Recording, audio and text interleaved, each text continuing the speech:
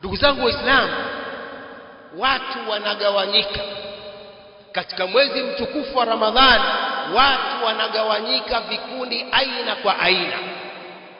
Kuna watu ambao wanatekeleza mwezi wa Ramadhani mambo yote ya wajibu wanayatekeleza, ya mchana na ya usiku, mambo ya faradhi na mambo ya sunna, na wanajiepusha na mambo yote yaliyokatazwa na Allah subhanahu wa ta'ala. Hawa ndio wanaotumia mwezi wa Ramadhani inavyotakiwa.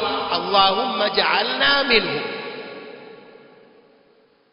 Sehemu ya pili, kuna watu ambao Waislamu wanafunga mwezi wa Ramadhani, lakini mchana mzima wanaumaliza kwa kulala. Pengine wanachukua livu kazini kwa sababu ya mwezi wa Ramadhani, wanafunga mchana lakini wanalala mchana mzima. Sala zinawapita, mambo ya wajibu yanawapita, wakiamka usiku wanakula, halafu wanakesha tena katika mapicha. Wanaangalia mapicha mpaka alfajiri, aidha mapicha au wanacheza karata au wanacheza makera mpaka alfajiri, wanakula daku, wanalala tena mchana mwingine. Allahumma la taj'alna min haula.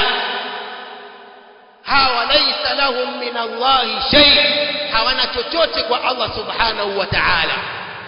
Sala zinawapita, mambo ya wajibati yanawapita, wanalala fofofo mchana mzima. Ramadhani yao ni kulala, saumu yao ni kulala, sala zao ni kulala.